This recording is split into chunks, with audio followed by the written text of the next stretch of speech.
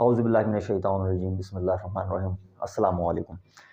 आज हम maths 9th class Sindh board ये शुरू कर रहे हैं और कोशिश हम करेंगे कि 9th क्लास सिंध बोर्ड में एग्ज़ामिनेशन पॉइंट ऑफ व्यू से जितने भी इम्पोर्टेंट क्वेश्चंस हैं उन तमाम क्वेश्चंस को कवर किया जाए। पेपर पैटर्न क्या है इसका पहले ये समझ लेते हैं।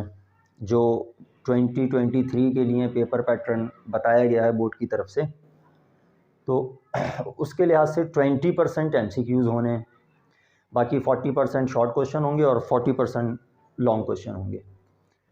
पेपर 75 मार्क्स का है। इट मीन्स के MCQs 15 मार्क्स के होंगे, लॉन्ग और शॉर्ट 40% के हिसाब से यानी 30 मार्क्स के वो होंगे। पहला जो 9th क्लास की बुक में सिंध बोर्ड की, अच्छा ये 9th क्लास की जो सिंध बोर्ड की बुक है इसमें टाइटल पेज पे ऊपर टेस्ट एडिशन लिखा हुआ है। तो चैप्टर्स इसमें बहुत सारे हैं, लेकिन 2022 में इसका एक एग्ज़ाम हो चुका है और उस एक एग्ज़ाम में 1 till 9 चैप्टर 9 वो कंटिन्यू तमाम चैप्टर्स थे और फिर उसके अलावा एक चैप्टर 16 से कुछ क्वेश्चंस लिए गए थे। तो हम ये कोशिश करेंगे कि सारे के सारे important question examination point of view से उन्हें कवर किया जाए। तो जो फर्स्ट चैप्टर है वो है रियल एंड कॉम्प्लेक्स नंबर। तो पहले ये समझ लेते हैं कि रियल और कॉम्प्लेक्स नंबर हैं क्या। जितने भी नंबर्स हैं हमारे पास, even number, odd number, prime number, rational numbers, ये सब रियल होते हैं। सिर्फ ये केस है कि रेडिकल में अगर कोई नेगेटिव नंबर आ जाए तो इसे फिर हम कॉम्प्लेक्स नंबर कहते हैं। इसको हम इस फॉर्म में भी लिख सकते हैं, -1 मल्टीप्लाइड बाय 5। नाउ -1 ये आयोटा बन जाता है और फिर √5 एज इट इज़ रहेगा। यानी कोई भी ऐसी वैल्यू जिसमें रेडिकल में नेगेटिव साइन होगा वो कॉम्प्लेक्स नंबर होगा।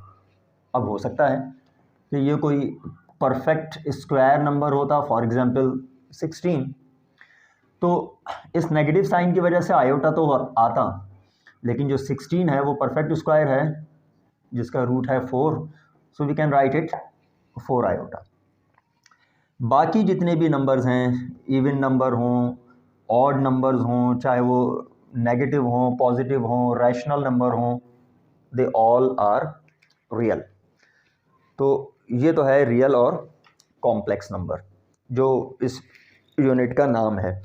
और इस यूनिट की जो फर्स्ट 2 एक्सरसाइजेज हैं उनमें रैशनल नंबर की डेफिनेशन है, इर्रेशनल नंबर की डेफिनेशन है और फिर सेकंड एक्सरसाइज में प्रॉपर्टीज़ हैं। तो बेसिकली हम इसको स्टार्ट करने जा रहे हैं एक्सरसाइज नंबर 1.3 से।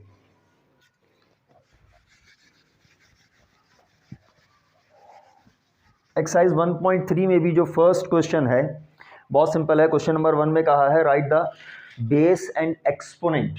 For example we have, so this is exercise number 1.3, question number 1.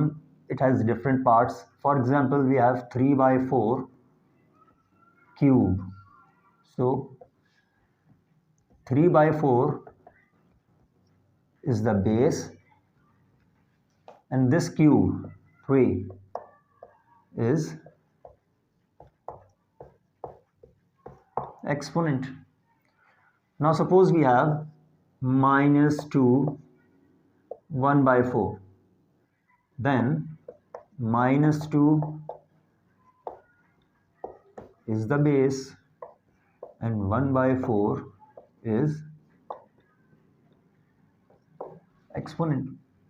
Or maybe we have a b exponent -x/y, then ab is the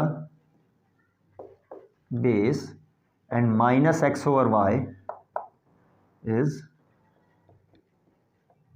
exponent. तो फर्स्ट क्वेश्चन तो बहुत इजी है। अब जाहिर है ये एज अ क्वेश्चन तो नहीं आएगा एग्जाम में, MCQs में शायद ये जगह बना ले। So now second question of the same exercise says we need to identify radicand and index. Radicand और index को अलग करना है.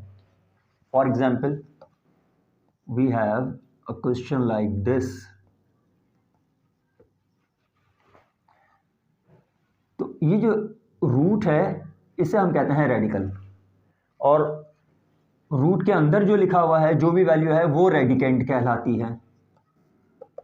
It means that the radicand is XY, और ये जो रूट के बाहर नंबर है ये इसका इंडेक्स है which is 3. Suppose we have x4, so now radicand is 4 and index is x. ये भी MCQs ही में आ सकता है, कंप्लीट क्वेश्चन तो नहीं बनेगा इसका.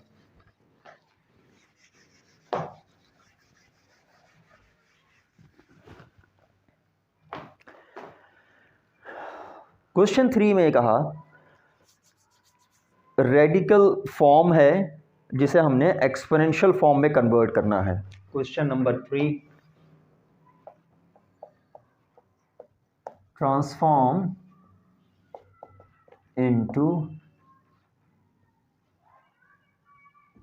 Exponential form. एंड इस क्वेश्चन का second part according to the book, root x over y penta. Exponent 5 हो तो उसे हम पेंटा पढ़ते हैं.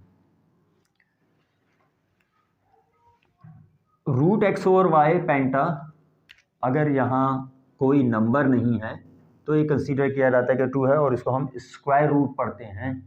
और जब आप रेडिकल रिमूव करते हैं, एक्सपोनेंशियल फॉर्म में कन्वर्ट करते हैं, रेडिकेंड रिमेन्स द सेम. इस स्क्वायर रूट को रिमूव करने की वजह से होल एक्सपोनेंट आएगा 1/2, so that it will be x over y. Now we have 2 exponents, और जब 2 एक्सपोनेंट हो, सिंगल बेस हो, तो एक्सपोनेंट्स आपस में मल्टीप्लाई करते हैं. That would B 5 into 1/2. Finally you can say that it is x over y 5/2. तो ये जो रेडिकल फॉर्म थी इसे हमने एक्सपोनेंशियल फॉर्म में कन्वर्ट कर लिया.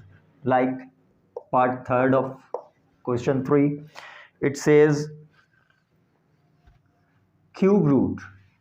अगर यहाँ 3 है तो फिर हम इसे पढ़ेंगे क्यूब रूट y/x एक्सपोनेंट -5.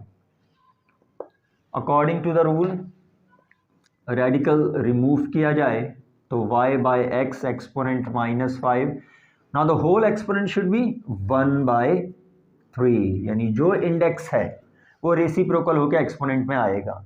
जैसे यहाँ इस क्वेश्चन में बताया था कि अगर कोई इंडेक्स नहीं है तो सपोज ये किया जाता है कि यहाँ इंडेक्स 2 है, इसलिए रेसिप्रोकल होके वो 1/2 एक्सपोनेंट बन गया. अगर ये क्यूब रूट है जिसका इंडेक्स 3 है, रेसिप्रोकल होके एक्सपोनेंट बनेगा 1/3. Now you can simplify then y/x -5/3.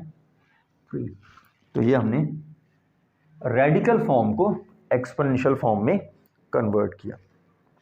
और इसी का क्वेश्चन 4 रिवर्स हो गया. अब एक्सपोनेंशियल फॉर्म को रेडिकल फॉर्म में कन्वर्ट करेंगे. Transform into radical form. Like second part, AB -2 1/3. तो देखें यहाँ क्या किया था, क्यूब रूट था तो एक्सपोनेंट 1/3 बना था. अब इसको रिवर्स कर रहे हैं हम, तो ये 1/3 इसे क्यूब रूट बनना चाहिए, so that would be the cube root of a b -2। और part 4 of it, which says b over a minus m over 2, b over a exponent minus m over 2. Now the denominator of the exponent is 2, which says that it would be a square root. To simplify, हम इसे अगर इस form में लिख लें m और minus M into 1/2, सो 1/2 ये square root में कन्वर्ट हो जाएगा, b over a exponent minus m, ये एज इट इज़ रहेगा। तो ये रेडिकल फॉर्म बन गया इसका। और we have part 6 of it, which says that cube root of -64, no,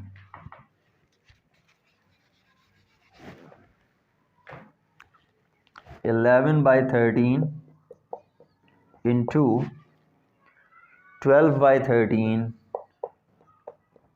whole exponent 1/5। तो बिल्कुल इसी तरह ये अगर होल एक्सपोनेंट 1/3 था तो क्यूब रूट बना, अगर होल एक्सपोनेंट 1/2 था तो स्क्वायर रूट बना, अब अगर होल एक्सपोनेंट 1/5 है so that should be penta root of 11/13 and 12/13। तो ये थी एक्सरसाइज नंबर 1.3।